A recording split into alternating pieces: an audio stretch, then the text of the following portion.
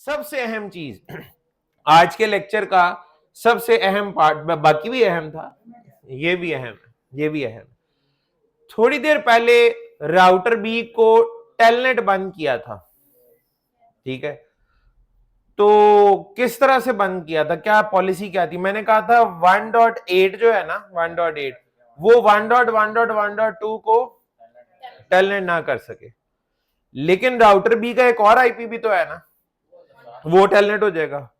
तो router B की अगर मैंने रिमोट एक्सेस को रिस्ट्रिक्ट करना ही है तो ये तो बड़ा मुश्किल काम हो जाएगा।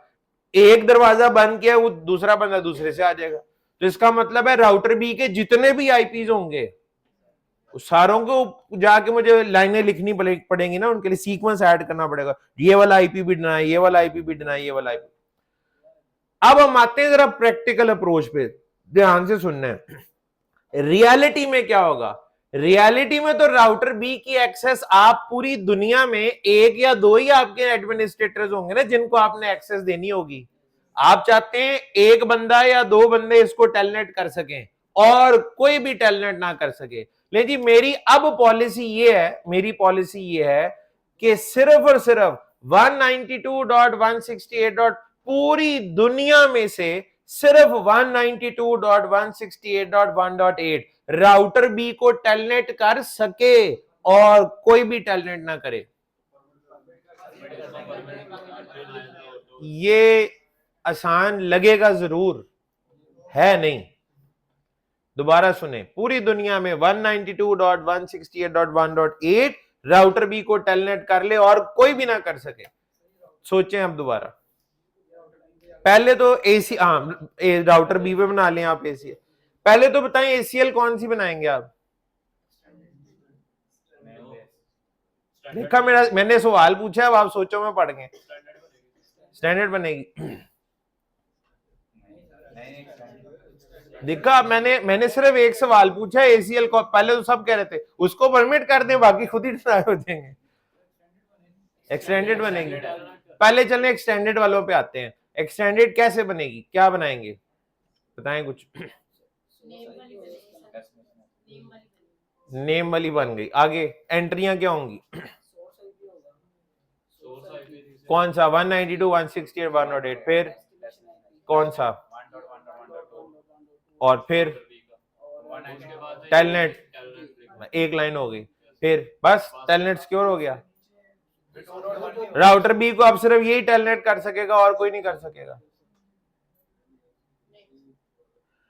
अब एक बंदा उठता है जी 192.168.2.5 से, ठीक है, और वो 192.168.2.1 भी तो इसका आईपी है, वो उसे टेलनेट कर देता है।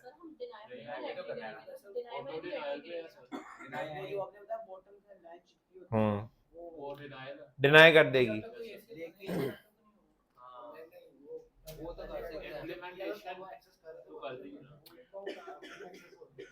आपने परमिट का कहा था, तो आप कह रहे हैं ये आईपी इस आईपी को परमिट कर दूं टेलनेट के लिए, ठीक है। ये आईपी भी तो राउटर बी का ही है, इसे भी परमिट कर दें। कल को तीसरा भी आईपी हो सकता है ना, चौथा सबको करना पड़ेगा। फिर अच्छा, उसके बाद ये वाली एसीएल अप्लाई कहां पे करेंगे? अभी दो हैं, कल को 10 इंटरफेस हुए, फिर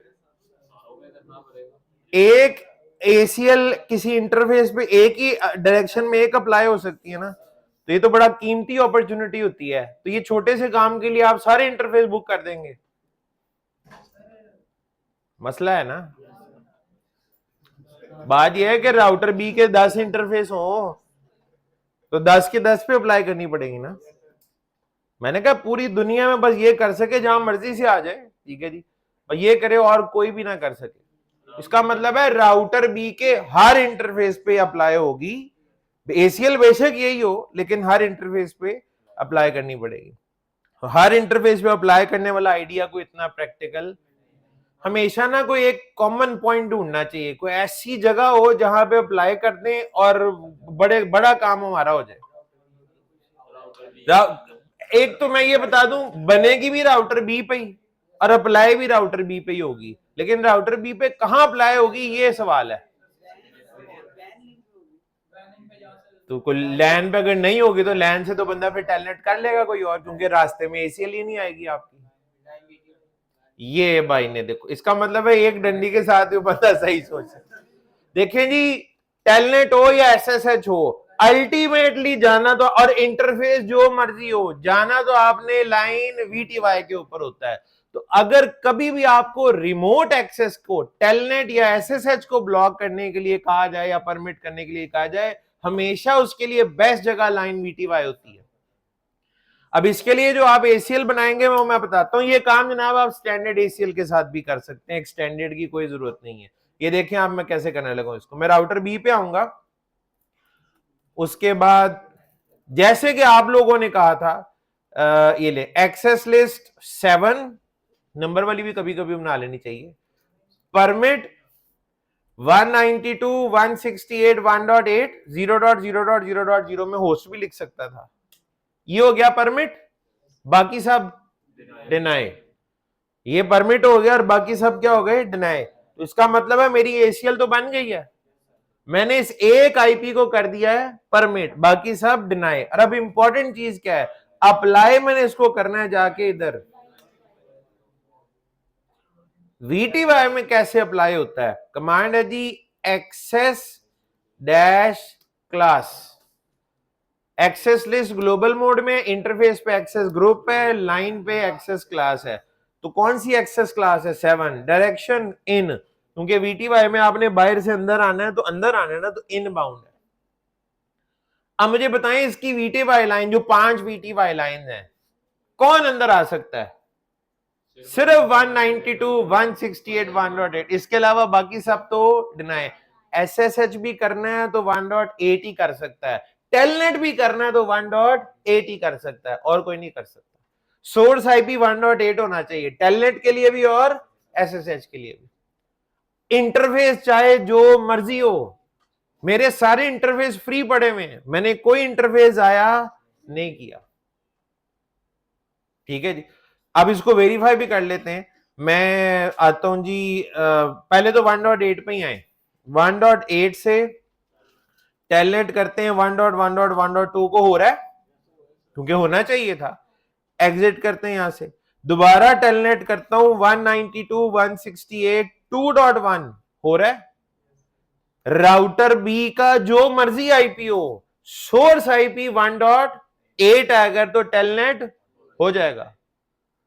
राउटर बी का कोई भी आईपी टेलनेट हो सकता है फ्रॉम 1.8। ठीक है जी, अब एक काम करते हैं, यहां से कर दें एग्जिट। इसके हम साइज से हो जाएगा 1.9 से, नहीं होना चाहिए। टेलनेट 1.1.1.2 हो रहा है, नहीं हो रहा। इसको भी छोड़ें, इसके अपने लैन नेटवर्क में आ जाएं, ये 2.4 पे। ठीक है जी, हालांकि डायरेक्टली कनेक्टेड को करने लगा हूं।